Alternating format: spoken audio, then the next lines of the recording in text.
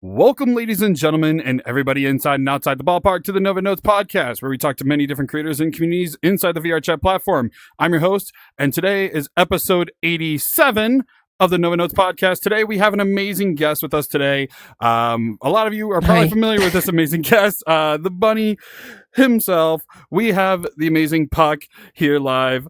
Puck, how are you doing today? I'm doing good. Thank you for having me. It's a pleasure to be here. Yeah, of course. And thank you so much for coming on. This is an absolute honor to have you on. Well, first and foremost, before we go too far into things, for the general listening audience, who exactly is Puck? I am a VTuber, a long-time VRChat player of 8 years, Talkshow host, as like yourself, and I am the chairman and host of the VR Community Awards. Mm-hmm. Yeah. So I do a few things. Yeah, absolutely. Yeah. And not to mention, all the streaming side of things and everything, doing many different events and collaborations with many different people.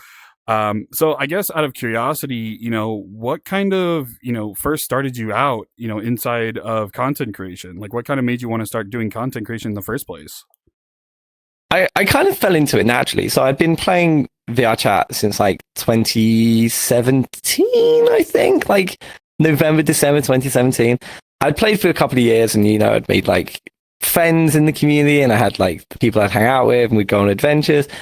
And I kind of had a lot of friends who were doing content, like they were live streaming VRChat, and there was like back in those days you had the big like VRChat lobbies and you had like a lot of traction in VRChat due to the Ugandan Knuckles meme bringing in an influx of new creations, and I was like, this kind of looks fun, I want to give it a spin. And it was just more of an exploration for me to see what would happen if I streamed. Like I wasn't expecting success or for it to go anywhere.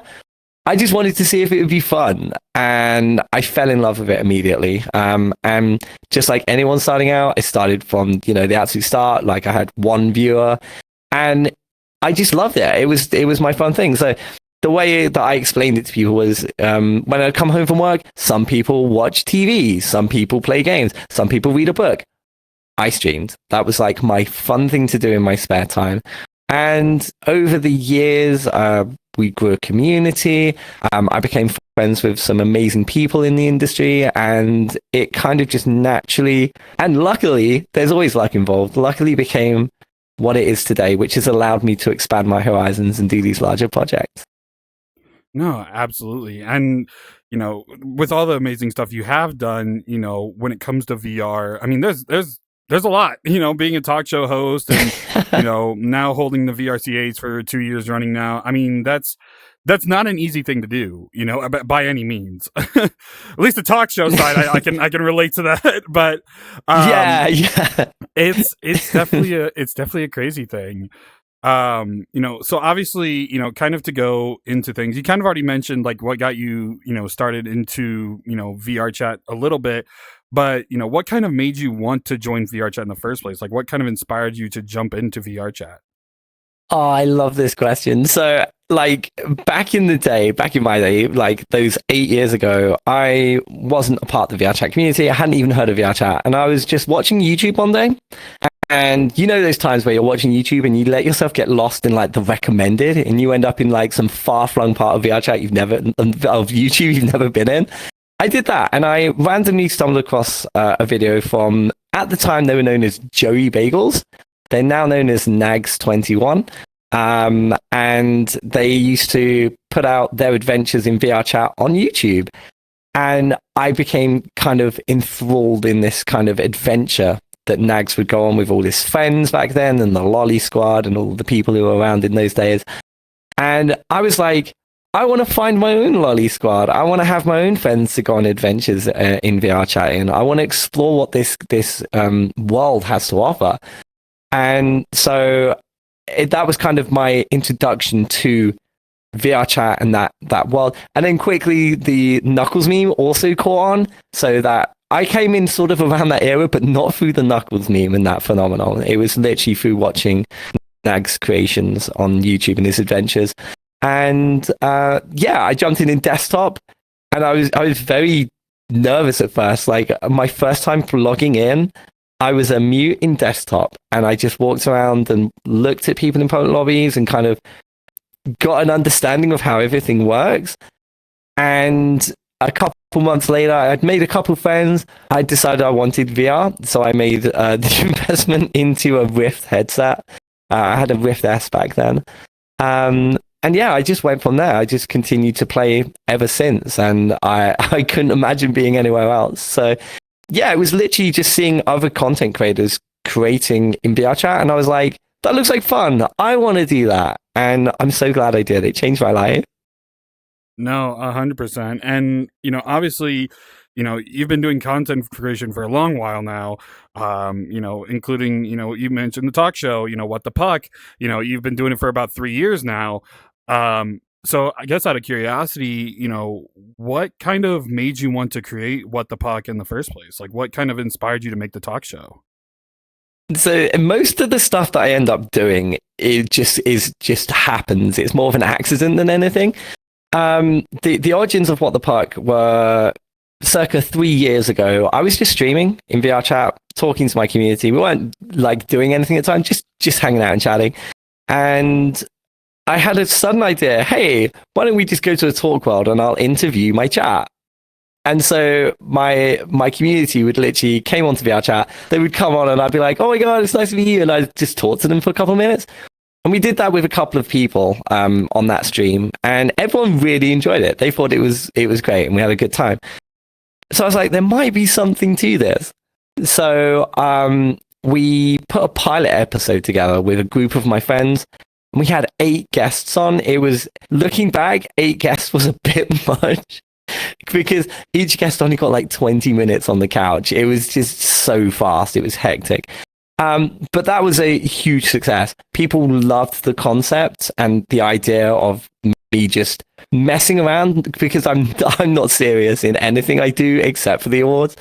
And a lot of it was just slapstick live messing around with my friends and having fun. And yeah, everyone loved it so much. We were like, okay, we're going to make this a series. So I commissioned a friend to make a world. We then put the camera systems in. And then we took applications, and it just went from there. Everyone really enjoyed season 1. We came back the following year for season 2. Then I took a hiatus for a couple of years with the show, and we're currently doing season 3 at the moment in a brand new world and a brand new camera system and brand new guests and things like that. So yeah, it's come a long way, but it was just an accident. It was never meant to actually be. But I kind of just reacted off of the community's reaction and people's reception to the idea. And that, I was given the opportunity to have a platform to do it. So I just rolled with it, and it worked really well. So I got lucky. Mm-mm. Oh, yeah. I mean, granted, right, when it comes to VRChat content, as you and I both know, a lot of the things that are constantly seen through recommended and For You pages, whether it be funny moments or, avatar creations or music videos, whatever the case. I mean, there's a lot, right? And talk shows, there's not a lot of them. I can name probably maybe 9 off the top of my head. But yeah, it's a niche inside of a niche, right? VR, it's in its own niche, and now talk shows are, another niche. So you're putting a niche squared, if you will.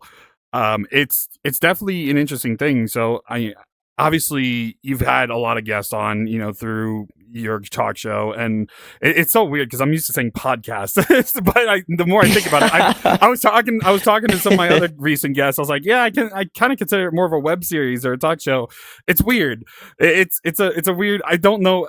87 episodes. I still don't know what this is. If it's a podcast or a talk show or a video webcast series, you can put so many different titles on this thing with how much goes on screen and everything. And it's crazy what these type of things will do, because at the end of the day, we're all people, right? We're just talking to people, whether it's inside of VRChat or if we're doing talk shows, whatever.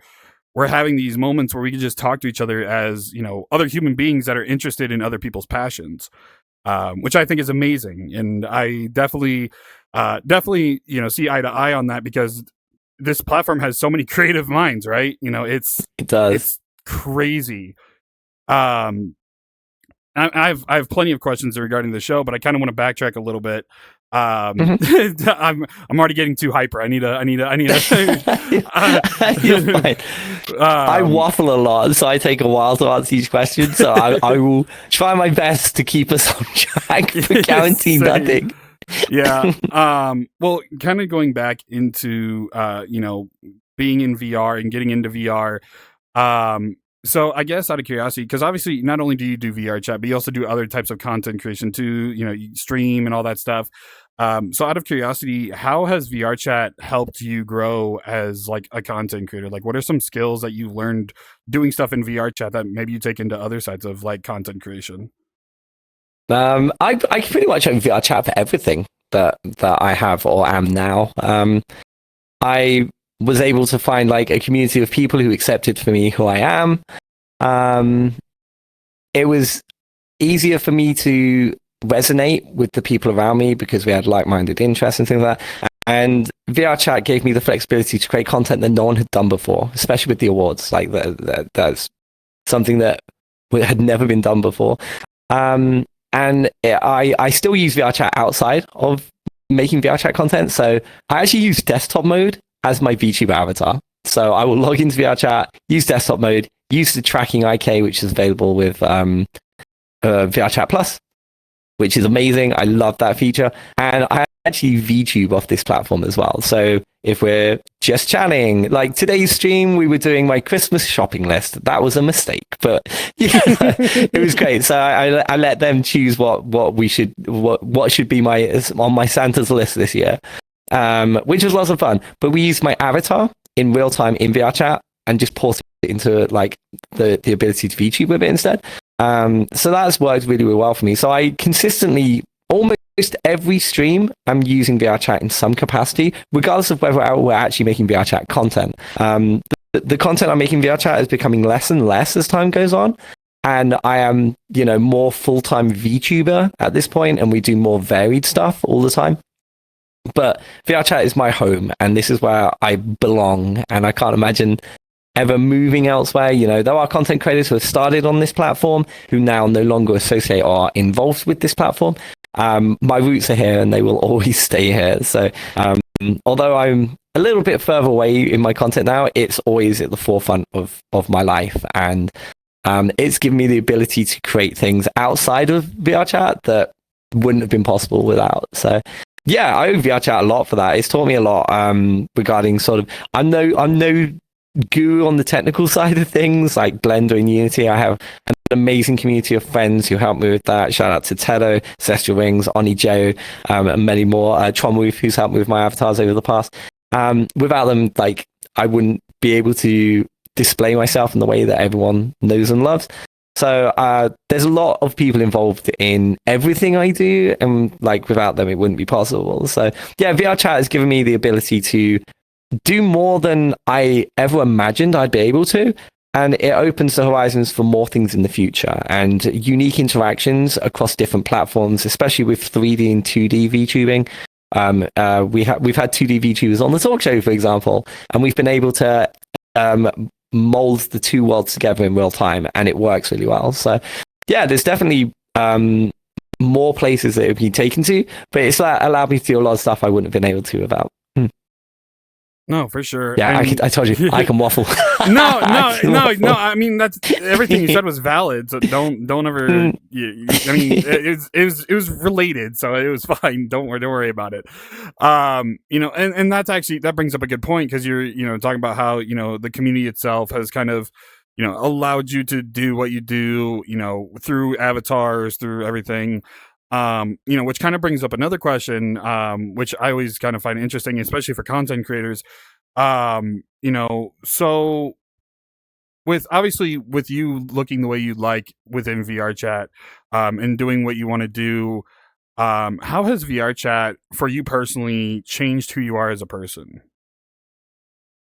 Oh, that's a good one.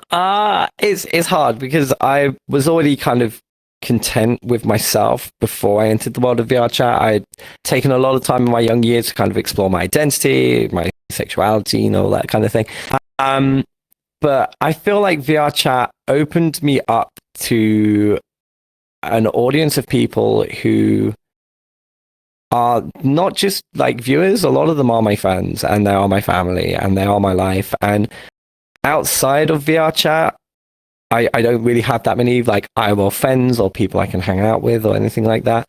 And I count like my online friendships and community as close as any person in real life who could be 5 minutes down the road. So they've given me the opportunity to find happiness. I would say I'm very content and very lucky to be in the position I am and to have the things I do, and I owe it all to the people around me. Like growing up, I never knew if I'd be accepted by people. I'd had a lot of ostracism and segregation as a child from like, because I didn't fit in with everyone else. But finding a community of people who genuinely love me has made me feel very content and lucky to have the life I do. So yeah, they mean a lot. I'm getting a little bit too. They mean a lot to me. Yeah, of course. And you know, sorry, this is not supposed to make you no, emotional. You're fine. No, you're fine. Sometimes if I touch on a subject that's like very sentimental to me, I can be a little bit emotional. I'm sorry. No, but yeah, don't apologize. they just mean a lot. Yeah, I'm just lucky to be happy, basically. Yeah, of course. And I promise this was not a targeted question. I know you just got really sentimental, but this next question is probably going to hit you in that feel zone too. But obviously, you know, you've been around the platform for so long. You know, many different journeys, adventures with friends, all that type of stuff. So you know, what is a memory, you know, from VR chat that, you know, really hits you in the feels, no matter what time of year, what time of day? Like what is a memory that you hold dear in your heart? I think I remember the exact date. I think it was the 30th of June 2021.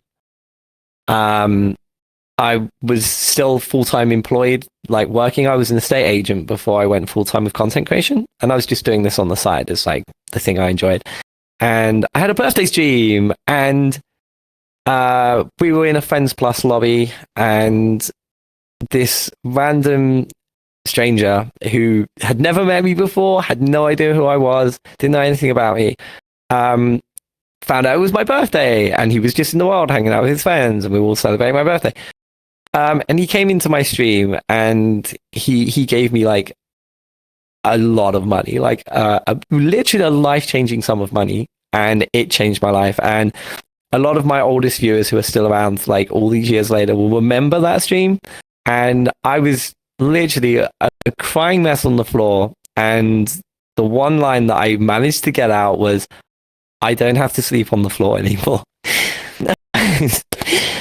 I was not in a great financial place. I was living in a shared house with 5 other strangers at the time. I had a full-time job that was paying minimum wage.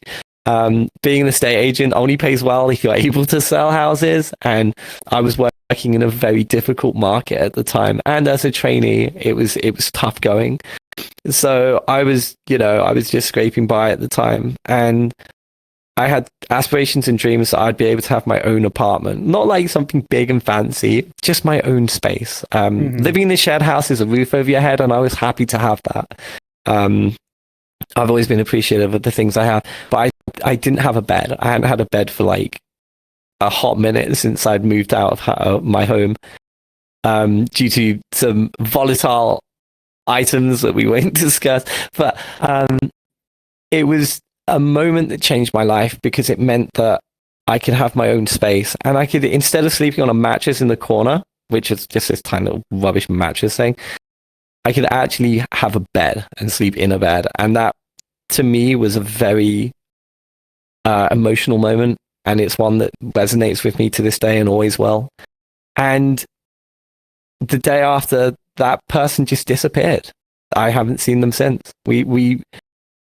I always pay like homage, and I'm eternally grateful to them. But they kind of appeared one day out of nowhere and then disappeared into the night. But they changed my life, and they allowed me to move on to do all the things that I do today. So that is probably one of the strongest memories that will stay with me the rest of my life. And it came from VR chat and the community here. So yeah, that really hit me hard, and I will remember it for the rest of my days. Mm-mm. No, absolutely. Man, I promise that these weren't like, this was not planned. No, it's not going in the title. I promise. This is not why I had Puck on. I promise. But no, I mean, that's absolutely amazing, though. And it's one of the biggest things that I believe in when it comes to the VRChat platform is we can change lives inside of VRChat.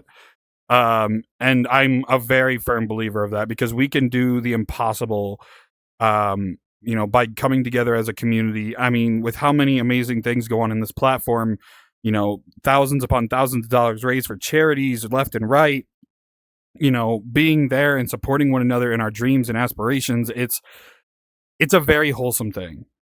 And a lot of times that doesn't get seen a lot, but, for those that know, we know how much this means to not only, the creators themselves, but as the whole entire community. It's a very inspiring thing. And it's crazy. I'm getting a little fucking emotional because now I'm trying to like, damn, bro. Most emotional episode today. Thanks, Puck. You're welcome. My lord. But in all seriousness, though, I do still to this day, firmly believe that VRChat can change people for the better, and help people that really deserve a spot to showcase what they're really about, and not have to become completely broke trying to put out like an album or try to do a live show on TV, whatever. There's so many opportunities for so many different people here inside of VRChat. And obviously, like, this is not, I'm not sponsored by VRChat. I've said that a few times. Like, this is a platform that a lot of people use to achieve their dreams of what they want to do in life. And there's a lot of good examples. I mean, shit, that's one of the reasons why this podcast exists, is so I can, tell the stories of all these amazing creators and communities and why this platform is so great. And you do the same thing with the VRCAs, and What the Puck. Like, you do these things because, well, they're fun for sure. Like, yeah, it's a great time. But at the end of the day, it's all for the love of the VRChat community and showing what this platform's about, which 100% you have my respect for it. Thank you. As well as many others. A lot of the content that I do, these projects like What the Puck and the VR Community Awards and things like that, I do it to give back to the community that gave me everything. That's literally what I say. I said that at the end of the show for the VRCAs last year, and that's kind of one of my like lines. I don't know. People know that's kind of me when I say that. It's just my way of giving thank you. You guys changed my life, and anything I can do to give back to the community that did that, I want to do. And I'm so glad that I've been given an opportunity to do so. So I don't squander it. I want to make sure that I can look back at this time of my life and always be proud of the things that I achieved and the opportunities that I was given, and the impact it's made. No, 100%. Well, now after this long emotionalness of almost 20 minutes, kind of to actually dive into you a little bit. Man, I was expecting this to get emotional. Goddamn, you might have just crowned yourself the most emotional episode to date. Thanks. Hey, fuck's sake. But so I guess kind of to go into topic of like, more specifically into what you do, obviously you started doing different types of content creation, and, you created What the Puck, starting off, having a bunch of your chat together and, making all these, pilot episodes and all this, all the other stuff. So obviously you've had a lot of guests on the podcast, creators and, many different types of people. So, obviously, after 3 years of doing the show, obviously there are some changes over time, whether it be how you present the show, how you interact with guests. So what are some changes that you've made personally when it comes to your show, like during your show's lifespan? Well, the massive revamp was after so when we finished season 2, we put we closed the curtain on the show. We had done what we set out to do. We'd had almost 200 guests on the sofa at that point over the 2 years. And, I wanted to finish it on a high note. And there was no initial intention to bring the show back. But for the years that followed, people were still like, hey, when's the show coming back? You should do the show. We missed the show. And there were more creators coming in, new avatar creators, new world makers, new streamers, new YouTubers. There was a whole world of new content creators that I hadn't had the opportunity to sit down and talk to. And I was like, okay, cool. Well, I want to do it this year, but we're doing the VR Community Awards. So we did it the following year, this year instead, where I had a bit more time on my hands. So we had a new studio built, but the general kind of idea of the show is the same. It's just to give smaller creators a platform to reach a wider audience, and for those who are already established to just come on and talk about themselves and their content and what they're doing in VRChat, to show people, these communities that they may want to get involved in. For example, yesterday we had Studio Penrose and Trans Academy on the show, and they're both well established within the VRChat sphere. Many know of them, but they may not have known kind of the people behind it and how things work and the struggles that they face as a community, especially Trans Academy, as you can imagine. So it's nice to just give them, the audience, a perspective that they don't usually see with these creations and these creators.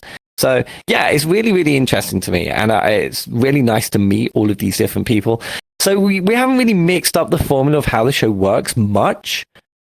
It's more that we've just polished it a little bit. The world is higher quality. We have more camera angles that I consistently click the wrong one for. And the general tone is a little bit more serious than it was in previous seasons. There was a lot of tomfoolery in season 1 and 2. But this one's a bit more structured and has a more professional undertone to it, which is good and bad depending on the viewer and what you think. That's not to say some of my guests are absolutely cursed and carnage takes place, because it still does, and I love that. But yeah, we've basically just polished it over time. It was a case of, if it ain't broke, don't fix it. So we didn't fix it. We just made it a bit shinier. So yeah, we haven't really done anything on the host side, on my side for it. We've just made it look a bit cleaner and more established and professional. Which intimidates my guests way more. They get way more nervous when they come on the show. So oh my God, look at this big studio and all these cameras and this the production. We're just nah, I'm an idiot. I probably haven't even got the correct questions for you, so I wouldn't worry. It's absolutely fine. So, yeah, we haven't changed too much. Yeah, no, I can imagine you had a couple scuffs in your time. Yeah. To be fair, I played them off very well. The thing is, I don't cut almost any of the questions.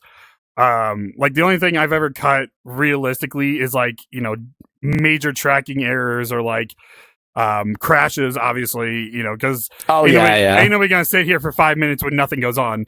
Yeah, no, understandable. But a lot of what I do, just put comparisons here. A lot of what I do here, it's genuine curiosity mixed with seeing beyond the avatar, seeing beyond the scope of what they do. Which I always admired, because like you said earlier, there's a lot of amazing established creators, content, avatar worlds, etc. But they don't really know a lot about them, which is one of my major things when it comes to this podcast is, putting, because, for you, for example, a lot of people probably know that you hold the VRCAs. They may not know about What the Puck, and maybe this is something new they're learning, or vice versa. There's always something to learn about somebody than just what they're known for. Yeah. And that's a huge thing of mine, I mean, past 86 episodes. I mean, even I learned something new that, they may even have told people, or it's a lesser known fact. it's always nice. It's always nice to learn more. Plus, granted, for those that are watching, I'll say we literally friended each other today as we were recording this. But and sometimes it happens. I get people interested in coming on, and I was like, hey, like I'd love to have you on and kind of pick your brain a little bit on things, and that's it's fun. It's fun for me to do that, and it's very nerve-wracking, especially when they are established creators. I'm the least intimidating person in the world. Trust me, nothing to worry about. See, and that's nine times out of 10. That's usually how it is. Like I get nervous for no reason, and I'm like, oh, okay. I'm like the thing. One of my I would say Metaverse Degen, amazing podcast. They're the same exact way as I am. Like we've been both doing this for a few years now, and we're always like, man, this is nervous, and then like we'll try to ice break to make the guest comfortable, or talk about try to get them involved, like what do you do, like tell the listening audience what you do, but inside we're like, okay, how do we go next and not be nervous. But it's a crazy thing. And I mean, you've had so many established guests come through, a lot of amazing content creators and streamers. You have had VTubers as well, as you mentioned earlier. And now you're doing, more community-based things, as it's progressing now, which you already took what I was going to ask, because I literally was going to use your, the Studio Penrose Trans Academy one as an example, but it's okay. Yeah, it happens. I'm just throwing curveballs at you everywhere. No, good. It keeps me on my toes. Well, I guess kind of to ask yet another question. I promise this is not. I'm not trying to make this a feels episode. I'm sorry. So obviously, with how long the show has gone on, you've had many guests on the show over the years. So from a interviewer's perspective, what is one or maybe a couple responses that kind of hit close to home? Oh, that's hard. There's so many. You can name we never from all the interviews we had, we never had a bad one. There was never a single bad interview that we ever did. Oh God.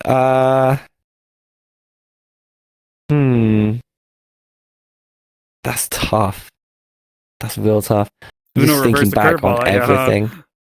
I would probably say one of my most poignant moments was my final guest on season 2, TFM Johnny.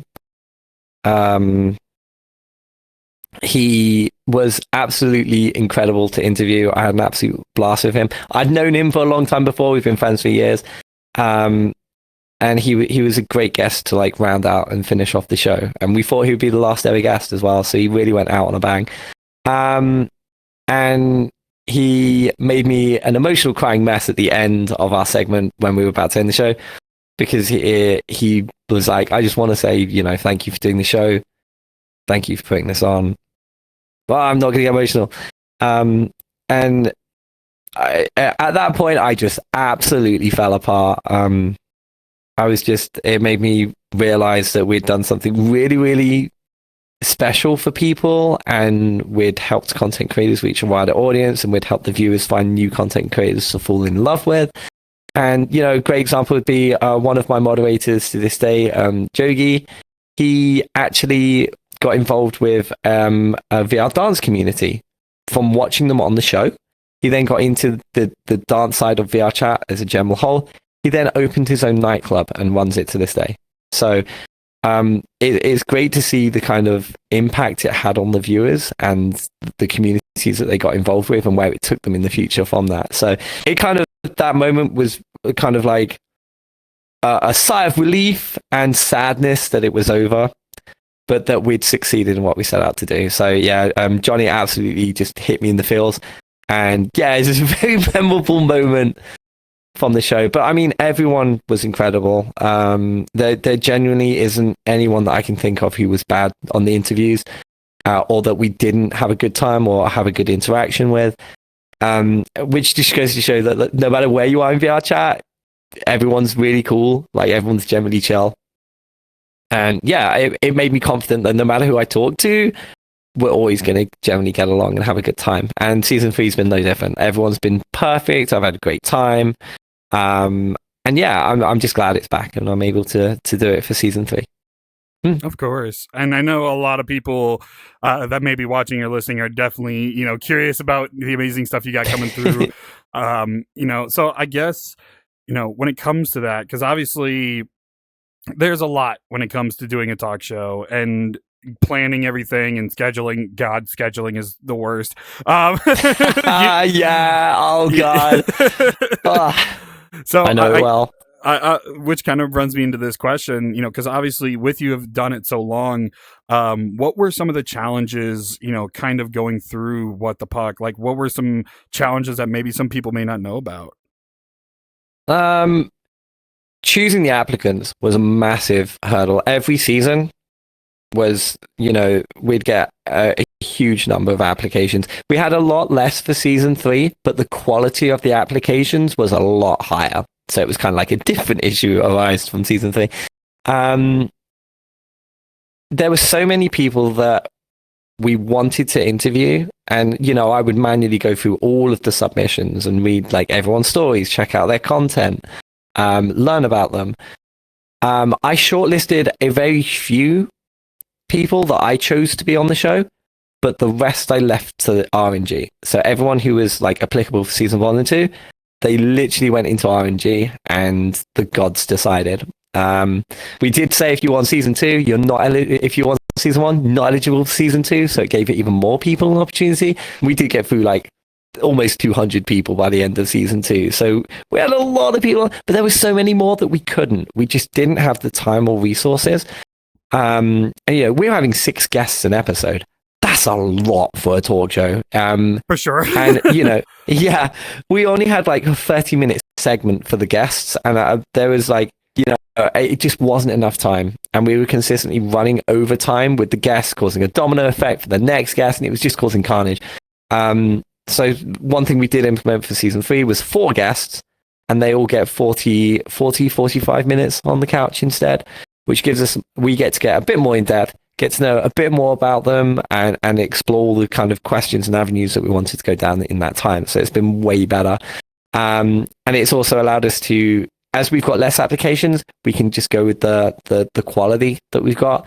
But I mean, as this season 3 is going on, I still haven't chosen my guests for 2 weeks from now. We do it kind of on a week by week basis. And there are a lot of times where I don't want to choose, so I will kind of just RNG who we should have on the show. And this has allowed a lot of people who I've never spoken to before to just have our first interaction and meeting on the interview on the show. And it's always really, really nice. Like, for example, today with you, Noved, this is our first time meeting. We haven't spoken prior, really. And, it allows you to just open yourself up to meeting new people and having those new interactions and exploring their worlds. And, it's the ability to dare yourself to put yourself out there and take a risk and meet new people that usually, garners the best rewards. So, yeah. Yeah, I couldn't have said it better, to be honest. It's a lot. And granted, I guarantee you probably get quintuple the amount that I will ever receive, and I'm partially grateful for that. Yeah, it's a blessing and a curse, I'll be honest. Yeah. For sure. But I mean, obviously, it goes to show how far you've reached when it comes to your show, and that's very applaudable, to say the least. Because a lot of it is, having enough to talk about, right? My episodes usually, I mean, anybody watching, any of the few loyal viewers who have watched all my episodes, I think there's like 5 that have officially confirmed they've watched all 86 episodes so far. But that's huge. It's 86 plus hours worth of content. With each episode being an hour, it's a lot of time to fill, but 9 times out of 10, these episodes never feel like an hour, or at least for me, as the person interviewing, it feels like 20 minutes tops. Yeah, I feel that too. VR time blindness is such a huge thing. Like most of y'all don't understand. Oh like yeah, it's nuts, you know. And I mean, there's a lot that people can talk about, and sometimes there's episodes that go a lot longer than what they should. Like I think xCirrex now holds my official longest episode at like an hour and 38. Nice. But yeah, I mean that dude. I mean, I can go on and on this. I'm not gonna tangent too much on it, but you know, you with shows like that, you want to give them the best chance they can to showcase themselves. Yeah. Even if that comes at my own editor's, aka me's expense. Anyway, right. I meant me as in myself, but you know. Oh, hi you. I thought their name was me. no, that was. Anyways, but yeah. Well, obviously, you know, kudos to you for once again reviving What the Puck. I mean, I know a lot of people. I've talked to some people, and they're excited to, you know, see some of the stuff. I've been told that you definitely should get them out on YouTube sooner, so if they miss the stream, they can actually watch it. Yeah, people have been saying that. We are going to be porting them to YouTube. I'm working potentially, like I can't confirm anything right now. We might be working with an editor who is going to actually short form the entire episodes, because they are a lot to watch. Like they are like, each episode is anywhere between 3 and 5 hours long, and it's a lot to like digest. So we're looking to potentially, we may just do single uploads of each guest as their own video. We're thinking that's probably the best way to do it. Or we will take the entire video and the editor will go through and like shorten it, cut it down, and make, you know, the whole show probably about an hour and a half between all 4 guests instead. Like, you know, taking out the moments where, you know, VR chat lag can make having a conversation. Sometimes you'll overlap each other and there'll be like an awkward moment and bits like that. You've probably had it yourself before. So we can just knock all those bits out, and it makes, you know, the overall production quality look a lot nicer. So we're looking at options. It will be on YouTube though, that I can assure you. Potentially I may be opening a new channel, like a new YouTube channel, which will be my VOD channel. So all of my stream VODs will go there. We're looking to potentially put it on there, or we'll put it on my normal Puck account. But my Puck account is usually, you know, short form content, like 1 minute long, funny moment clip from the stream, you know, not generally this longer form, like more serious kind of interview talk show stuff. So, but yes, it will come to YouTube. I promise you. I just can't tell you when. I just don't know when. Soon, TM. Just soon, TM. Yeah, this is the best way to look at it, I'd say. Yeah.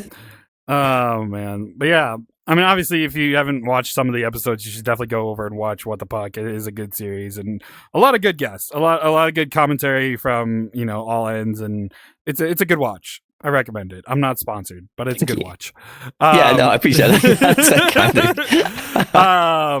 Hello, everyone. Real quick, just want to pause the episode right here. I want to thank you all so much for watching this far. If you're interested in checking out some of the other content or staying up to date on all my other content, including the podcast, make sure to hit that subscribe button. It really does help me out a lot. And speaking of that, we now officially have all of the merch here on YouTube, from Squad Forever Fest to DJ Noved to Noved Notes merch. All the merch is now here on YouTube. So you no longer have to go to the merch site itself. It's all directly here. But of course, if you want to learn more about VRChat and maybe attend some of the events that I hold, feel free to join the Noved squad at noved.6608. We're trying to hit 1,500 by the end of the year. So make sure to join the Noved squad and attend some of the events. There's some amazing stuff coming up, not only at the end of this year, but also in 2026. So make sure to stay tuned. But let's get back into the episode. Woo! But, you know, kind of to move on, because obviously, you know, as people are probably getting excited for the end of this year, we still have yet to even touch base on, you know, the VRCAs. You know, so kind of to roll back into, you know, the first question of What the Puck. You know, what kind of, you know, inspired you to, you know, do the VRCAs? Like, what kind of made you want to start this path? It was one of those things that was just an impromptu thought, really. I was like, hey, everyone else has an award show. The Game Awards, the Streamer Awards, the VTuber Awards. I'm like, why don't we have awards? Like, we're pretty big. We're a big community. I think people would enjoy that. I was like, hey, let's do an award show. So it was just like, initially I put out the feelers. I was like, does one exist? Is there like a big award show for VR chat? Am I just missing the plot because I'm living under a rock? Turns out there wasn't really much around. There were small kind of recognition events that people had. But there was no like massive culmination of the entire community as an award show. So I was like, I have a plan. I didn't realize how much time and effort and money that plan would cost, but I had a plan. So I put the feelers out to VRChat. I was like, hey, what are your thoughts on like putting together an award show? VRChat came back to say, you know, we can't officially be associated with you. You know, you're an external third party, you're a content creator. But you have our blessing and we wish you luck. So that was my green light. And from there, I just started working, started getting people together, started speaking to community, saying, hey, I want to do this thing. Would you be interested in, you know, advertising it and letting people know? In return, we'll put you in the show, you know, that sort of thing. Because there was no money involved in year one. And yeah, it just kind of gained traction. And then a bit too much traction. And then everyone who was watching me, I was like, oh God, now I have to commit a year of my life to make sure this is good. It was just meant to be like a silly award show that just paid recognition to a couple of people, but it quickly manifested into the event last year, which was a huge success. And there's so many people I could thank for it, but we'd be here all day. But yeah, a lot of people made it possible. And even more this year, there's so many more people involved. It's ridiculous. But yeah, it was just recognition that I love doing stuff that recognizes others or gives people a moment in the spotlight that they may not have access to or could be beneficial to them and help springboard them. And I was like, this is a great idea. Like, we can showcase the good of VRChat. You know, there are a lot of stigmas about us. You know, like children running around in public lobbies and things like that, you know. And for most people, that can be their first experience of VRChat. They'll give it a spin. They won't really enjoy the initial experience and they won't give it a second chance. We wanted the awards to show people outside of the inner sphere that, hey, this is the sort of stuff we do here. Here are the communities. These are the groups that you can join. These are the games we play. These are the worlds we visit. These are the DJ sets that you go to. These are the nightclubs you party away at. And we wanted to show the people that, you know, give us a second chance and you'll actually find that there's something for everyone, no matter your interest, be it racing in Tokyo while the sun sets in the background, or hosting a DJ night with your friends, or even like a comedy club or something like that. So yeah, we wanted to just kind of fight the stigmas people have about us and their initial opinions from either media they may have seen on YouTube. YouTube's terrible for it, I'll be honest. Or their initial interactions when they first tried the game out. So yeah, it was a multi-purpose mission statement. We wanted to show the world the real side of VRChat and entice them to give us a second chance, or if they haven't been here before, jump in and get involved. Bring in new creators who create new worlds, new communities, new games to play, you know, all that good stuff. And also as a moment to bring us together and unite us as a community from across the world. It was important to me that the awards celebrate all parts of VRChat. We're not focused on, you know, if I wanted to shill it and sell out and just make crazy numbers and be like super famous, I would have just been like, yeah, this is content creators only. So we're going to have like 10 live streamer awards. We're going to have 10 YouTube awards. Great for my metrics and my growth. Not great for exposing the VRChat community for its true light and all the good things they do here. So we wanted to make sure we balanced it and we had everything, which is why we had 32 categories last year. We have 35 this year, so we've got even more. We have the curation awards as well, which is an additional thing. So yeah, I just wanted to bring everyone together from every corner of VRChat for one night to celebrate our achievements and who we are, because the community has made VRChat what it is.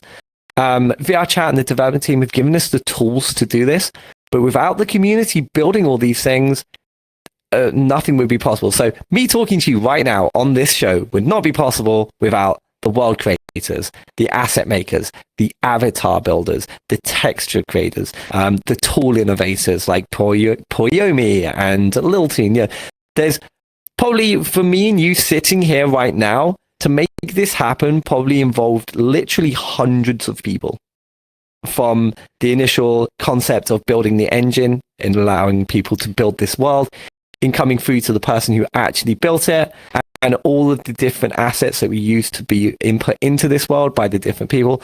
There's so many people involved, and we wanted to just take a moment to give recognition to everyone, regardless of where you are in this community. Obviously, we can't shine the spotlight on everyone. We could have done 100 categories and not scratched the surface, I'll be honest with you. But we're limited to, you know, an award show can't run for 12 hours. You know, it'd just be ridiculous. That sounds like Twitter talk. No, I'm kidding. God, no, I completely 100% agree with that. But yeah. I do agree with that. I mean, it takes a lot of people for something as simple as this. And that it's kind of crazy to think about that a lot of people take for granted. You know, we couldn't be talking, you know, literally hundreds of thousands of miles across the world, having this interaction, you know, I'm from the States, you know, obviously you're from EU side of, you know, the world. And that alone would normally cost thousands of dollars to get something like this done, like in real life. Yeah. Meanwhile, here we can do it at a very low price of, you know, a VR headset, you know. We can. And the thing is as well, the interactions. Yeah. I always say VRChat has the most expensive DLC known to man. That's how I put it. Like, the game's free, but the DLC will get you. It's like a lot of the interactions and things, like now speaking to you, a lot of the time I kind of forget, oh yeah, I'm actually just in VRChat right now. I kind of forget that part, and I'm just like, I'm sitting here talking to you and we're having a conversation, and this is right now, this is my world. And I literally completely forget the concept that I'm sitting in my house right now. Like that leaves me. And that immersion is really, really cool. I know that everyone doesn't quite get the same immersion and everyone's experiences are different. But to me, this is no different to any interaction I would have in real life with someone. And yeah, it gives us an opportunity to do that because, you know, if I want to host the awards, I can rent out an arena for that. I wouldn't be able to like get all the guests to fly over from all over the world and pay for the hotels and stuff. It just wouldn't happen. The conventions we have in VRChat, like VCAT or Virality or Project Community, like Project Fest, we wouldn't be able to do those in real life. It just logistically and financially is not viable. So the VRChat community and the VR space opens a world of opportunity that elsewhere wouldn't be. So yeah, I'm thankful for the platform. I really am. It's not perfect, but yeah, I am thankful for it. Mm-mm. No, I mean, well put. I mean, yeah, and there's so many different. I mean, the list can go on and on when it comes to like putting stuff that we do here in VR to real life and how much it would cost and, you know, all that type of stuff. But I mean, obviously the one biggest thing that we all share in common when it comes to like event hosts, and now I'm speaking like on PJKT side as a team lead of community relations. Yeah. We do this because we're passionate about the VRChat community. We're passionate about what this platform has given not only to us, but to many other people out there. I mean, I said it earlier in the episode, but it's life-changing. Very much life-changing. And, it is. Yeah. You know, I'm an example, like firsthand. But to kind of keep in topic a little bit, there's a lot of rambling between the both of us. I know we're both chatters, but it's my still ADD on topic. Is terrible. No, it's still on topic. So I mean, it's still we're not completely off topic, which is good. But I'm trying my best to derail you. Fair. You know, so obviously, with the VRCAs, obviously you have a team that helps you with many different sides of things. You know, luckily you're not doing this solely on your own, but because that'd be no, God no, that'd be a crazy thing. You know, but to get with the team that you work with and stuff, obviously a lot of hours are put into it, whether it's going through the votes, whether it's making stuff like for the world, the video side, whatever the case may be. So out of curiosity, what's one of the biggest struggles when it comes to producing the VRCAs? Like what's like one of the biggest struggles, or maybe a couple? I would say generally just trying to run the show as a whole. So last year was like massive hurdles for us. We had a very limited budget to work with, and I blew that budget about 5-6 months before the live show. So I had to dip into my own personal accounts. I basically spent my savings and everything I had on year one in order to get it like off the ground and to prove the concept. In the aspirations we'd get sponsors this year, which we did, so it paid off. But the hardest part of it was basically the entire production. So last year was me and 4 other people. There was only 5 of us that did the awards last year. And that's pretty much everything. I mean, there's 1 or 2 people involved in minor roles outside that, but generally the entire production was, there were 4 core individuals, a 5th kind of assistant who was a godsend and helped us out a lot with things, and we're so glad we had them. And then we had 1 or 2 people do a little bit of stuff here or there, like someone made a poster for us. I think it was DJ Mego. DJ Mego made a couple of little posters for us for the New Year's Eve one that we submitted. And I had a video editor that I'd reach out to, Harry Mashandi. He would do the videos and the transitions. But apart from that, it was mainly us 4. So me, I did, I brought everyone together, associate acquisition, website design, form design, voting, that was all me. Vote tallying, I had to do myself. That was a nightmare. Writing the script for the show, attending all the meetings and getting sure everything was organized, overseeing the creation of the world, creation of the trophy. There was so much stuff that went into it. I think probably I've said this over you, I estimate about probably 900 to 1,000 hours went into last year from me alone. Because we didn't have a massive production team and we had limited resources in order to bring people in to do it. And this was an unproven concept. We couldn't just reach out to every corner of VRChat and expect support from them when it was a new concept that we had no proof of. So rightfully so, people would be reserved about approaching us or wanting to work with us because they don't know what the outcome is going to be, positive or negative. So we were kind of on our own in year one, and a lot of it fell to myself, but Fulski built the world and the trophy and the VCAT booth, which was amazing. Mixie did the camera system, and she also controlled the cameras during the live show. Meowmies controlled OBS, so did all the scene transitions and played all the videos at the correct time. And then we had Luna, who was our technical manager, and she would deal with any technical issues that we didn't know. So, for example, we're having a skybox issue with the world.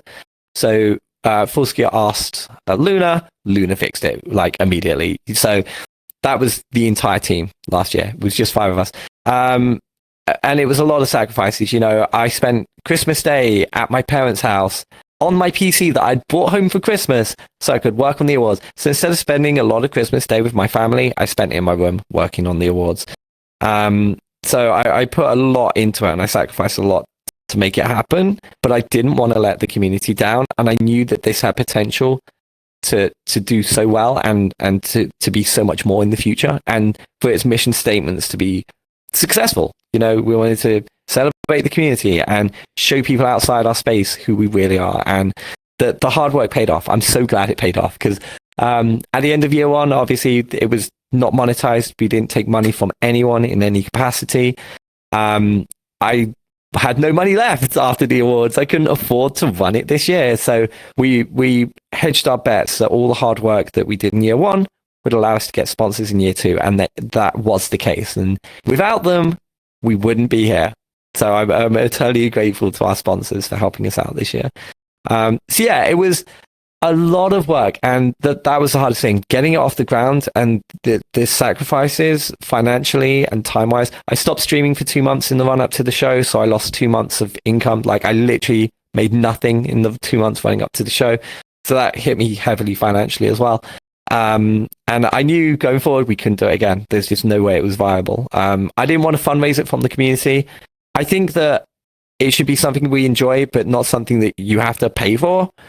And we never set out to do the show to make money. It's not about the money. It's the money lets us keep the lights on.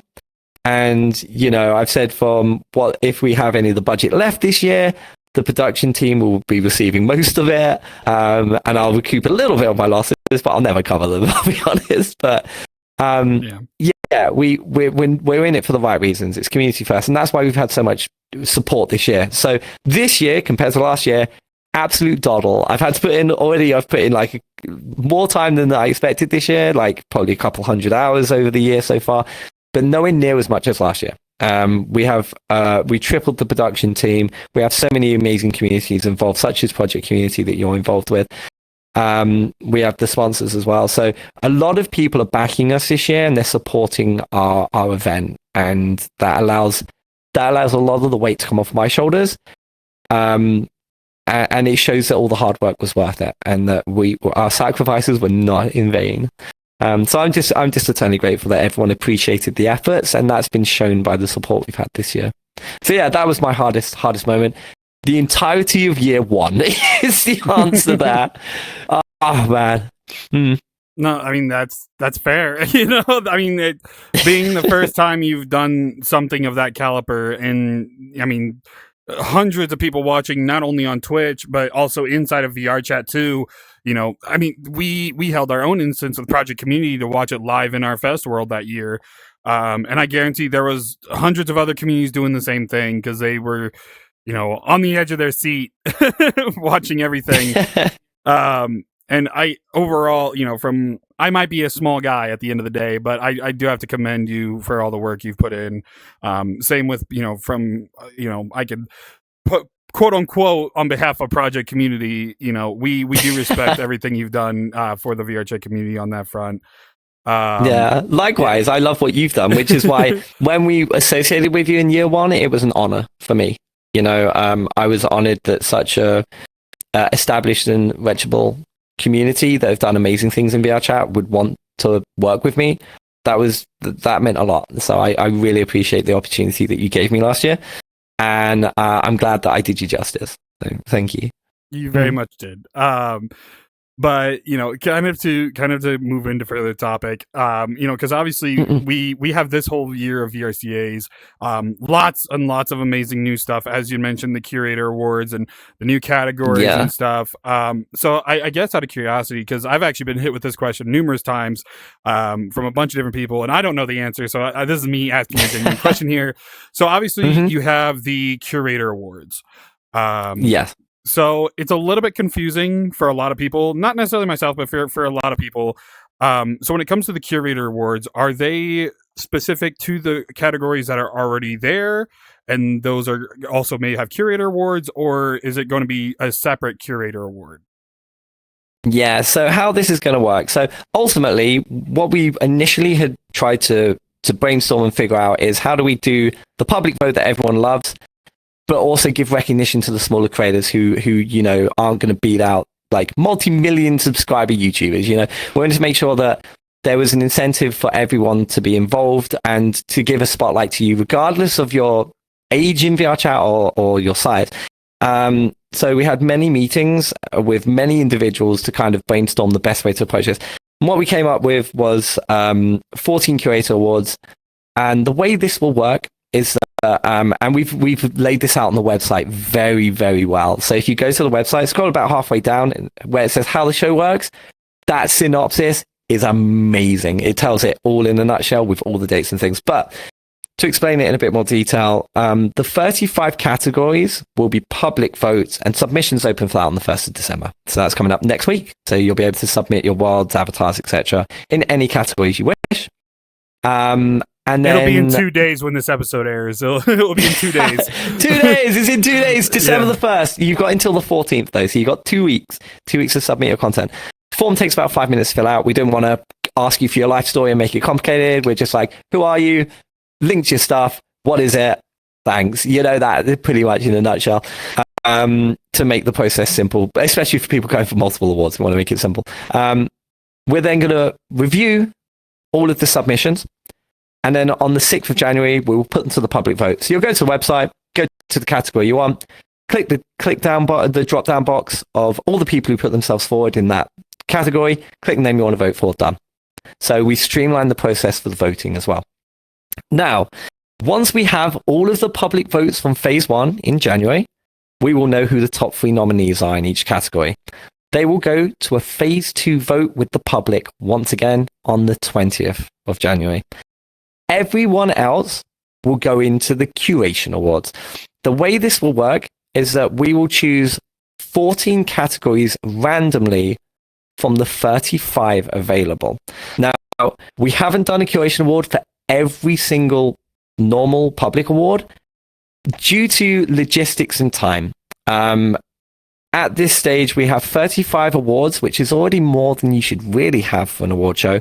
Along with the 14 curation on top, gives us 49 awards. The show's already going to run substantially longer than last year with all the additional live performances and, hosted awards from celebrity guests and industry professionals.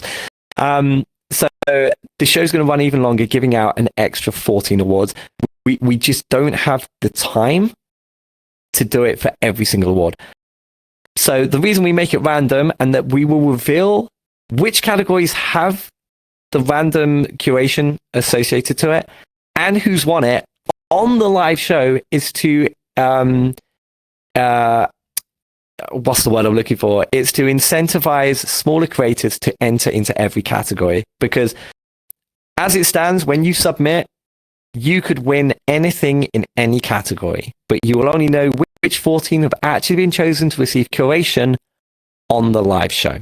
And at which point, we will reveal the winner and they will receive a plaque for their achievement. So they will also receive a Unity file, just like all the winners last year received a Unity file as a trophy.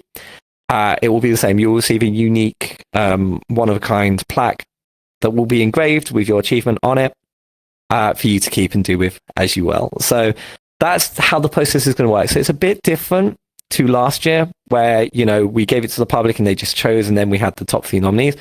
You will submit yourself forward. We'll check your content to make sure it's not AI, you haven't stolen it, all that good stuff. And then from the applicable ones, you go into the public vote on January the 6th. From there, we know the top 3 on January the 20th. Everyone else, then, by then, the 14 random awards would have been chosen, and the curation team will get involved, choose a winner in the 14 awards, and then they will be announced on the live show. So that's how it works. But this is all summarized very clearly and concisely with all the dates on the website, vrcommunityawards.com. And it will make sense immediately to you. So that's kind of, a lot of this is trial by fire. We're figuring it out as we go along. We're not sure if we're going to run into any caveats from this process. We could have an issue of not enough people submit their content. So we don't have enough people for that award. That'd be a disaster. So hopefully that doesn't happen. But, time will tell. We will see what happens. But we're confident that people, no matter their size or what they're doing in VRChat, will want to submit their content because it could be seen by the entire community. So, yeah, fingers are crossed there. We want to make sure that the voices of the smaller creators are not drowned out by the large ones. And that's from the feedback we got last year. So we've listened to the community and what you've asked of us. You were concerned that, with the public vote, the same people will win same year after year after year. No one else will get a C in. This is our solution. Every year, 14 random curation awards from the original 35 categories, and someone will win them. Additionally, we've implemented new rules that if you win the public vote twice in a row in a category, you cannot win it a third time. This gives other people an opportunity to win. So let's say Drumsy wins YouTuber twice in a row. So if he wins it this year, he cannot win it next year. You can't win 3 in a row, which gives other people an opportunity in the limelight.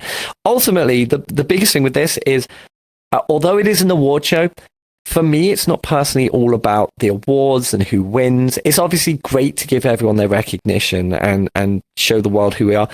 But for me, the awards are an excuse to bring us together to celebrate who we are, take a note of our achievements. And, the show is for everyone. Dara Fogg's video that he did at the start of last year's show, that entire video's point was to say, no matter what you're doing here, big or small, even down to the players who just casually enjoy this game, this show is for you. And it's nice that I'm in a position where I'm completely neutral to everyone and I don't get involved in the voting process. I didn't vote last year. I won't vote this year. And obviously I won't be on the curation team. I can't have any influence there. It's nice that I can let everything naturally take its course and let the communities decide what they want. And it's last year taught us a lot, and we want to make sure that the smaller creators are recognized this year, and the Curation Award should do that. So I hope that explains it kind of in a... No, it absolutely did. No, I mean, I feel like that answered a lot of questions that some of the people were asking me. Also, I'm not officially affiliated with the VRCAs. I want to make that very clear. Like, I may work with Project Community, but like, me personally, that's a different. I don't know why. I don't know why you're coming to me for these questions. I don't like. These are your answers. Yeah, congrats. We do have a Discord on the website. You can join our Discord, and the Discord. One of the reasons for our Discord is so if you have questions, you can reach straight out to us and we can answer them. We wanted to be more accessible to the community this year, so you didn't have to like send us an email and then wait a week for a reply and then send an email back. And God, that takes forever. Just send us a ticket on Discord. We'll reply in like a couple hours. So we've streamlined that process for you. So we can ask any questions you have directly. Just hit us up on the Discord. No, absolutely. Go to the Discord, please. Please stop asking me questions. It's available on the website. Instances. It's the first button. Oh man. But obviously, with the success of 2024, and now moving on to 2025. I mean, obviously, there's a lot more, as we've already talked about. And you've released some videos featuring some of the people who are helping out with the event, and sponsoring the event as well. So in all words are hard. I know how you feel. With everything in mind, is there one thing that you are particularly excited about for the 2025 VRCAs? Literally the Curation Awards. I think that's so important, and I'm so proud that we get to recognize the smaller individuals outside of the biggest names who are usually up there in the voting process, and generally always will be. So it gives us more balance, and I think that's super, super important. I'm also super excited at the fact that so many people are supporting us this year. We've had support from so many more communities. We've got 8 associates and 4 sponsors. We had 5 associates last year, so we've basically over doubled like our associations with communities and companies within VRChat, which is amazing. And the sheer number of people who have reached out offering support, many communities such as yourselves, many of the project community team have reached out to say, if you need help with anything, hit this up. Dalton, the chairman of Virality, he spoke to me in DMs. He's like, if you need anything from my team, just give me a call. I'm truly honored to have so much support from the community behind me, which will allow us to do these extra things. Without them, this wouldn't be happening. We wouldn't be doing all these extra things. I'm very, very grateful to them. So probably the Curation Awards are the most important thing to me, and I'm just very humble for the support that we've been given to make it happen. Mm-hmm. We'll talk after we're done recording here, but obviously I think we as a VRChat community, as I've said numerous times during this episode and many others, like we can make things happen and change things for the better. And while the VRCAs, yes, it is an award show, it showcases these creators to a lot of people who may not even be aware, which is once again very commendable. I guess kind of to end things off, because we're a little bit over time, but that's okay. I just want to finish out a few more. My bad. No, you're good. You're good. But obviously, with VRCAs right around the corner, because time's been flying, as we both know. Oh yeah, I don't know where this year's gone. Honestly, I couldn't tell you. You have amazing guests coming through, helping you with your event, including you have Totless and Bashi for this year's pre-show. Yep. So out of curiosity, one of the last, because there's one more topic I want to touch before we end things off. Okay. But what exactly drives you in your decisions when it comes to like choosing like for pre-show and some of these other things? A lot of the decisions made in the production of the show, if I'm unsure about anything, I will ask the team. So a lot of the decisions we made in year one, and many of the decisions we made in year two, are down to a team effort. So although, I hold kind of like the final say in what we do and how the production runs and our aesthetics and everything that we do, I genuinely leave the team to kind of do their own thing. So, the website design, I literally showed the goals, kind of the layout that we're looking for, and then to just go wild. And they created an incredibly beautiful website that we're incredibly proud of. So I take a lot of the responsibilities and make it a group decision. And that allows us to do the best things for the community. Because one person's voice can sometimes have the right intentions, but then not do it in the right way, So a perfect example is figuring out the curation awards. I wouldn't have been able to figure out how to do this on my own. And through multiple meetings with many people and individuals, we came up with a solution that pleases everyone. No matter what we do, we won't please everyone. We can only try our best. And that's what matters. We try our best.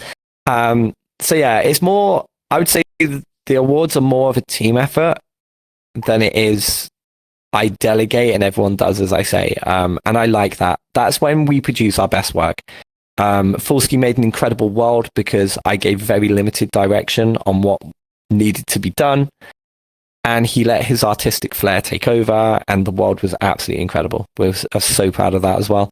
So yeah, Mixie's camera system, I had no kind of control over, saying I want one camera here, one there, there. This one does that. I was kind of like, we just need a couple that do these specific things, but go nuts. And she created an incredibly dynamic camera system that worked beautifully on the show. So yeah, I would say it's more of a most of it is delegated as a team, and it's a group decision, and that allows us to make the right decisions. And I think that's important because this isn't possible without everyone involved. This isn't my project. This is the community's project. And I think that's always the best way to do it. Like, if one day I decide to bow my hat and walk away from the content creation sphere, and I give the torch to someone else, I would only give it to someone who also followed those same principles. That this is a community effort, and it always will remain one. No, very, very understandable. Honestly, like that's awesome, to say the least. I mean, words fail me at the moment, but I mean, realistically, that's very respectable, and I mean, hopefully that doesn't be the case. Obviously, like, keep doing it. Oh yeah, no, I'll content create for as long as I can, but you never know what the future holds for anyone. I recently started a job 2 days ago. I now have a part-time job, so. On top of everything, I now work. So, congrats. But, thank you. But, times are hard. We have bills to pay, and, you can't expect handouts from people. So, yeah, times are hard for everyone. And, I need to make up the deficit somewhere, so I got a job. So I'm now doing that on top of everything as well. But it's only part-time, and I'm really enjoying it. So, yeah, it just takes some pressure off, but it kind of shows how important our sponsors are. Because if I have to get a job to stay afloat, there's no way in hell I'm sponsoring the awards myself. It's like, Right. Yeah. Oh man. But kind of to finally move on from the VRCAs. Yeah. There's obviously a lot to talk about there, but you'll just have to wait. You'll just have to wait until the show. Nominations are on December 1st, and later down the line, get ready to vote. That's all. January that's 6th. all they wrote. Public vote. But yeah, so obviously, as we're closing this out, one of the final questions I do want to ask, because obviously you've been doing content creation for quite a long time now. So if you could give one piece of advice to the next generation of VR, creators, what would it be? Oh, that's tough. I always think I'm terrible at giving advice because I have no idea why I'm in the position I am. I would say just create from your heart. Do what makes you happy. I think that's super important. If you set out to try and reach the expectations of other people at the expense of your own, you will fail. Like, you need to, regardless of what your interest is, you need to stick around that interest and be true to yourself. I think that's super important. Stay true to yourself. Don't let other people tell you who you should be or what you should do. If I'd listened to all the people who said I should do things in certain ways or, certain directions I should go in with my content, I wouldn't be where I am today or who I am today. So I think, obviously, I think input from people around you is good because that can help you acknowledge and grow and do better in your content. But it's important that you listen to your heart. You do what's right for you and you do it for the right reasons. If you get into content creation because you want to be a multimillionaire and super famous, you're probably not going to make it very far, I'll be honest. Just create because you have an interest and love to create. Do it because you want to do it. Don't think about your metrics or your numbers. I started my journey on one viewer and I never expected to have more than one. That was just how it was. I just did it because it was fun. And there is an element of luck involved. I do count myself lucky. I feel there's so many other creators who are so much more deserving of, the kind of traction they have than I do, like way, way more. And I hope the show helps with that. What the Puck, I really hope that helps, like, kind of give them a bit more exposure that they deserve. Just be true to yourself. Listen to your friends, but don't let them tell you what to do and who to be. Be yourself. And people will not always agree with you. People will not like you, but you'll never please everyone. Don't let the people who have negative connotations about you change your mindset or second guess who you are. It's so easy for us to crumple under pressure and scrutiny of others, even though we believe that what we're doing is correct. So just stay true to yourself. Don't let the haters get you, and just enjoy the ride. No, I mean, very well said on all fronts. Realistically, it's some very sound pieces of advice. Dude, Puck, thank you so much for coming on the Noved Notes podcast. This was a blast. Thank you for having me. It's been a pleasure, honestly. I really appreciate it. Of course. I mean, granted, I know it's our first actual. I wanted to go to the actual meetup, but I was at work when it was happening, so unfortunately, I couldn't you're do that. Fine. No, you're good. But it is nice to finally get to chat and learn a little bit more about you and everything leading up to this point. So it's definitely nice to get to know you a little bit. Thank you. No, I appreciate the opportunity. Thank you for having me on. It's been really nice. And I've heard of you many times. You're doing amazing things in VRChat. So I appreciate you taking the time to want to talk to me. I'm honored. Yeah, well, I can't say that one on stream. Wow. Okay. Well, I'm cooked. Canceled. We're canceling the entire show. no, only ever good things. Honestly, you've been fine. So no, I appreciate the opportunity. I really do. It's you do a lot for this community, and I acknowledge that, and I just appreciate anyone who I've been on all sorts of talk shows. I've been on talk shows with very, very small creators who only have like 3 or 4 viewers. For me, it's not about that. It's not about the exposure and that. It's about giving back to people. I feel honored. If people want to take the time to talk to me, that's an honor. Like, I appreciate that. So thank you. It means a lot that you'd want to take the time to talk to me. I'm very honored to trust. I know there's probably a few of my viewers that I was texting before. I was like, dude, I'm so fucking nervous. Honestly, hopefully I've put you at rest, so I'm pretty chill. Yeah. No, it definitely. Yeah, it's always weird to have first interactions be the podcast because like I feel there's a pressure to it. It can be daunting. Yeah, no, I've been in situations where I'm like, oh god, I'm about to meet this person. I'm terrified. Yeah, I know how it feels. Yeah. Oh man, but yeah, no, thank you again. This was an absolute thank blast. you. Yeah, it's been a pleasure. Of course. Well, with that, ladies, gentlemen, everybody inside and outside the ballpark, that has been it for episode 87. Yes, of the Noved podcast, the Noved Notes podcast. Yeah. I want to thank you all so much for watching, listening, depending on what platform you're on. Comment down below. Ooh, this is going to be in tune with VRCAs. Comment down below, who do you want to win for any category? Oh, that's a good one. Yeah. I want to see who people are going to be voting for. Oh, yeah. Comment down below who you want to win any VRCA. Doesn't matter what category. Doesn't matter. Like, tell me who you want to win a VRCA down below. We're gonna get your chat involved and have them come over and comment too. but comment down below who you want to win who you want to win words. Who do you want to win a VRCA? I don't know how to word it. Editor, do me justice here.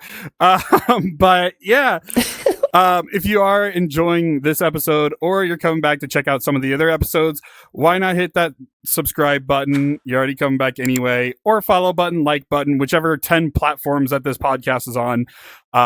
It does mean a lot. And, you get to learn more about amazing people like this one. But thank you all for watching. We're on 87. Can you believe we're this far into the podcast already? My lord, I don't. It'll be 100 before you know it. I know that'll be in like February or March, and I'm not even remotely ready for that. But yeah, I want to thank you all one last time for watching, listening, depending on what platform you're on. Oh, shit. I'm so sorry. Really quick, I'm going to have you rapid fire this because I'm such a bad host. Tell the people where they can find you. Any links you want on screen in the description. Oh God, yeah, I didn't even think about that stuff. I was so not great at shouting myself out, I'll be honest. I'm screwed. No, that's fine. I didn't even think I would be like shouting myself out. You can find me at twitch.tv/puck, where I make like my normal daily content. My YouTube is at VRC Puck. VRCommunityAwards.com. So get ready to submit your content from December the 1st. That'll be all over Twitter and stuff, so you'll know about it. What-the-puck.net. If you'd like to find out about our previous episodes of What the Puck, find out who our future guests are, all that good stuff should be on there. I haven't actually updated the future guests, but I will. And I think that's it. Yeah, I love you. There you have it. All the links will be down in the description. That's what I forgot about the outro. My outro has been scuffed for the past like 3 episodes. I'm so sorry. But yes, all the links will be down in the description. Make sure to go check out What the Puck, as well as the VRCAs. Go check out the websites. Go check them out. Check out the YouTube. Check out the Twitch. Check out everything because this person's amazing. And they're just... You're amazing. Yeah. You're amazing. You're amazing. You're breathtaking. You're breathtaking. But with that, thank you all one last time. Hopefully that is everything on the outro, I think. Thank you all so much for watching, listening, depending on what platform you're on. And of course, I will see you in the next episode. Take care and peace. Bye. Bye, guys. Welcome, ladies and gentlemen, to Noved.